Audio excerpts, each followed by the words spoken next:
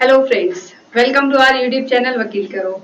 आज मैं आपके सामने एक नया टॉपिक लेकर के आई हूँ और आज आपको मैं बताने वाली हूँ पीसीपीएनडीटी एक्ट के कुछ इंपॉर्टेंट सेक्शंस के बारे में। इस एक्ट को डिस्कस करने का मेरा एक इम्पॉर्टेंट रीजन है क्योंकि आप सभी ने आज की न्यूज तो देखी होगी। उस न्यूज के बारे में मैं थोड़ी देर बाद में बात करूंगी, लेकिन इस एक्ट को अपन समझते हैं कि इस एक्ट में ऐसे कौन से इंपॉर्टेंट सेक्शंस दिए हुए हैं जो आज की न्यूज से रिलेटेड है। तो यहाँ पर पीसीपीएनडीटी एक्ट जो है इसका फुल फॉर्म होता है pre conception and pre Natal diagnostic technique act 1994। इसका मतलब ये होता है कि यदि कोई प्रेग्नेंट लेडी है, उसके भ्रूण की पहले से ऐसे जांच करना कि उसके जो भ्रूण में पल रहा बच्चा लड़का है या लड़की, ये एक क्रिमिनल ऑफेंस होता है और ये स्ट्रिक्टली प्रोहिबिट किया गया है पीसीपीएनडीटी एक्ट के अंतर्गत। इस एक्ट के अंतर्गत प्रॉपर पनिशमेंट दी गई है कि यदि कोई व्यक्ति, चाहे वो डायग्नोस्टिक सेंटर हो, चाहे वो ऐसी महिला हो या महिला का पति हो या उसके रिश्तेदार हो, यदि उस महिला के गर्भ की ऐसे जांच करवाते हैं, यहाँ पर जो है भ्रूण की जांच करवाते हैं या फिर उसकी मर्जी के खिलाफ जांच करवाते हैं या उसकी कंसेंट लेकर के यहाँ पर जो है उसकी चेक किया जाता है कि जो उसके गर्भ में पल रहा बच्चा लड़का है या लड़की, तो यहाँ पर एक क्रिमिनल ऑफेंस होता है ये। इस एक्ट के अंतर्गत उन्हें पनिशमेंट भी दी जा सकती है। इसके साथ ही साथ जो है कोर्ट फाइन इम्पोज करता है। अब समझते हैं कि आज मुझे आपके सामने इस एक्ट को डिस्कस करने की जरूरत क्यों पड़ी। तो आप सभी ने आज का न्यूज़पेपर तो पढ़ा होगा, उसमें एक न्यूज आई है अजमेर से रिलेटेड। अजमेर के एक बूढ़ा पुष्कर गांव में एक जॉलीवुड नाम का एक रिसोर्ट है। वहां पर संडे के दिन एक जेंडर रिवीलिंग पार्टी हुई है। अब आप सभी के माइंड में ये क्वेश्चन आ रहा होगा कि ये जेंडर रिवीलिंग पार्टी क्या होती है।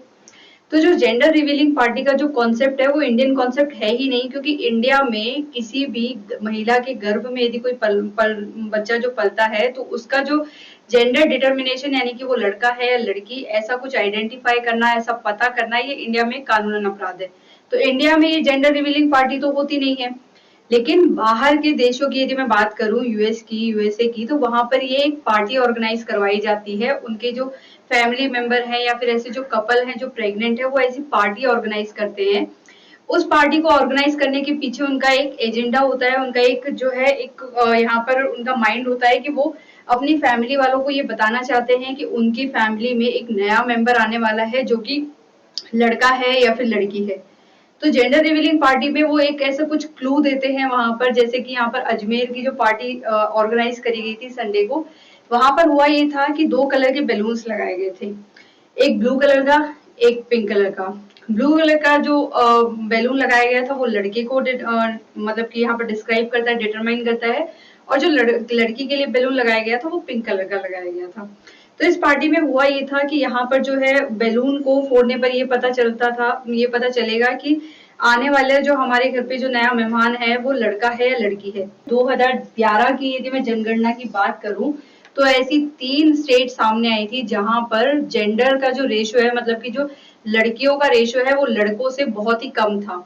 जैसे कि 1000 लड़कों पर यहाँ पर 940 लड़कियां थी 2011 की जनगणना के अनुसार, जिसमें से जो टॉप 3 स्टेट का जो नाम आता है उसमें से राजस्थान, पंजाब और हरियाणा का नाम आता है। और अब आज पहली बार इंडिया के राजस्थान में अजमेर के शहर में यहाँ पर जो है पहली बार ऐसी जेंडर रिवीलिंग पार्टी देखने को मिली है।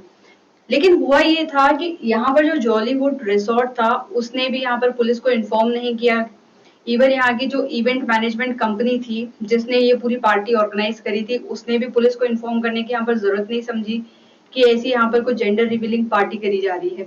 तो यहाँ पर दोनों ने ही यहाँ पर क्रिमिनल ऑफेंस किया। वो कौन से सेक्शन के अंतर्गत किया है वो मैं आपको नेक्स्ट स्लाइड में बताने वाली हूँ। तो अब डिस्कस करते हैं पीसीपीएनडीटी एक्ट के कुछ इंपॉर्टेंट सेक्शंस को, जिसमें से सबसे पहला जो सेक्शन है वो सेक्शन 3A है। इस सेक्शन में ये लिखा गया है कि gender selection is strictly prohibit.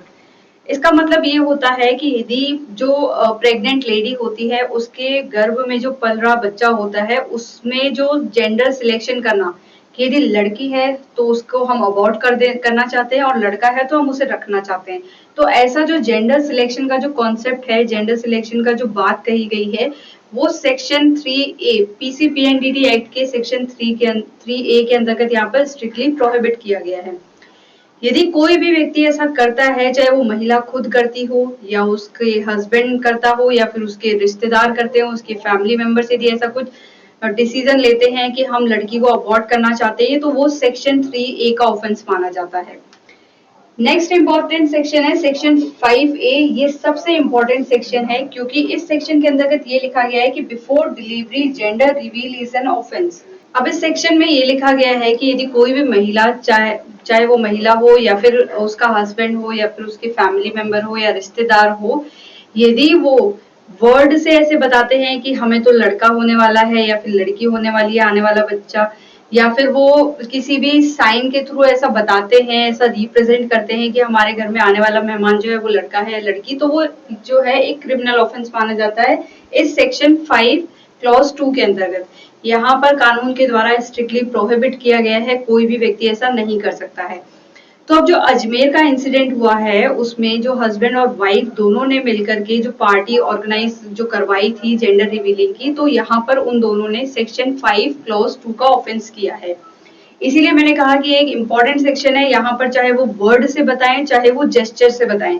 तो इस तरीके से यदि वो किसी जेस्चर के थ्रू या फिर किसी साइन के थ्रू, किसी सिंबल के थ्रू सामने वाले व्यक्ति को ये बताते हैं कि आने वाला मेहमान, आने वाले बच्चे का जो जेंडर रिवील करते हैं, तो ये क्रिमिनल ऑफेंस माना जाता है इसी सेक्शन 5 क्लॉज 2 के अंदर। अब डिस्कस करते हैं सेक्शन 6 को। ये भी एक इम्पोर्टेंट सेक्शन है। इस सेक्शन के अंतर्गत ये लिखा गया है कि determination of sex is prohibited. मतलब यहाँ पर जो डिटरमाइन करना हो सेक्स को, यानी कि जो आने वाला बच्चा लड़का है या लड़की है, यहाँ पर सेक्शन 6 के अंतर्गत स्ट्रिक्टली प्रोहिबिट किया गया है। यदि कोई भी व्यक्ति, चाहे वो महिला हो, हस्बैंड हो या उसके फैमिली मेंबर्स हो, या ऐसा कुछ करते हैं, तो ये क्रिमिनल ऑफेंस माना जाता है सेक्शन 6 के अंतर्गत। अब ये समझते हैं कि यदि कोई व्यक्ति ऐसा करता है, पीसीपीएनडीटी एक्ट का ऑफेंस करता है, तो उसे कितनी पनिशमेंट दी जा सकती है। तो इससे रिलेटेड यहाँ पर सेक्शन है, सेक्शन 22 और सेक्शन 23 में भी जो है पनिशमेंट ऑफेंसेस जो है पेनाल्टीज दी हुई है।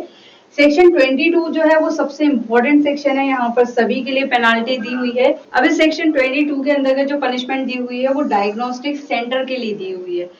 यानी कि इस जो अजमेर का केस हुआ है, इसके अंतर्गत पति और पत्नी ने कहीं तो डायग्नोस्टिक सेंटर में जाकर के यहाँ पर अपने भ्रूण की जो है जांच करवाई होगी, कहीं पर जाकर के यहाँ पर जो है उसके लिंग की परीक्षण करवाया होगा कि आने वाला बच्चा जो है वो लड़का है या लड़की। तो यहाँ पर जो डायग्नोस्टिक सेंटर है जिसने यहाँ पर जेंडर रिवील किया था, तो उसने जो है सेक्शन 22 का ऑफेंस किया है। अब ऐसे डायग्नोस्टिक सेंटर, चाहे वो प्राइवेट हो चाहे वो गवर्नमेंट हो, किसी भी तरीके का हो, तो उससे जो है यहाँ पर सेक्शन 22 के अंतर्गत पनिशमेंट दी जाएगी। उस डायग्नोस्टिक सेंटर में जो जिस एक्सपर्ट ने यहाँ पर जो है जेंडर रिवील किया है, जिसने यहाँ पर डायग्नोस्टिक किया था उस बच्चे का, तो उसे 3 साल तक की पनिशमेंट के साथ साथ में कोर्ट जो है 10,000 रुपए से लेकर के 50,000 रुपए तक का फाइन इम्पोज कर सकता है। अब यदि सेकेंड टाइम ऐसा कोई डायग्नोस्टिक सेंटर फिर से ऐसा कुछ जांच करते हुए पकड़ा जाता है, तो उस समय जो पनिशमेंट दी जा सकती है इस एक्ट के अंतर्गत, तो वो थोड़ी सी सीवियर होती है। यानी कि उस सिचुएशन में उसे 3 साल से बढ़ा करके 5 साल कर दिया गया है। इसके साथ ही जो कोर्ट फाइन इम्पोज करता है वो 1 लाख रुपए तक का उस डायग्नोस्टिक सेंटर पर इम्पोज कर सकता है। इसके साथ ही जो अजमेर का भी जो केस हुआ है उसमें जो कपल्स हैं, अब कपल्स की क्या रिस्पॉन्सिबिलिटी थी। कपल्स की यहाँ पर रिस्पॉन्सिबिलिटी ये थी कि कपल्स को यहाँ पर करना चाहिए था, या फिर वो खुद नहीं करना चाहिए था कि हमारे जो आने वाला बच्चा है वो जेंडर कौन सा आने वाला है, तो वो यहाँ पर उन दोनों को नहीं करना चाहिए था, लेकिन उन दोनों ने ये ऑफेंस किया।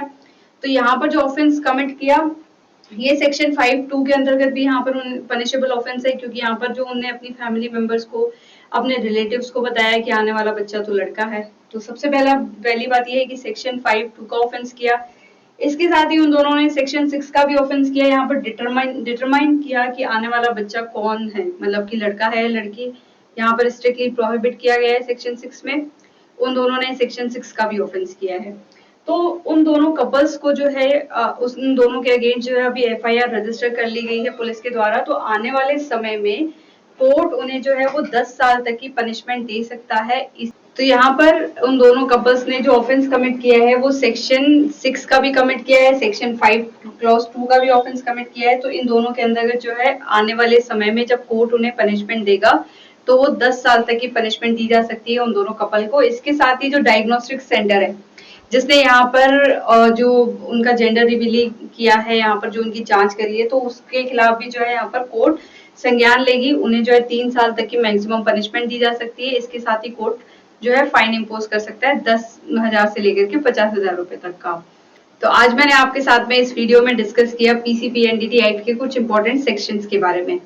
मैं उम्मीद करती हूँ कि मेरे द्वारा दी गई इन्फॉर्मेशन आपके लिए बहुत ही यूजफुल रही होगी और आप प्लीज लाइक करें, शेयर करें, साथ ही साथ सब्सक्राइब करें हमारे यूट्यूब चैनल वकील करो को। Thank you.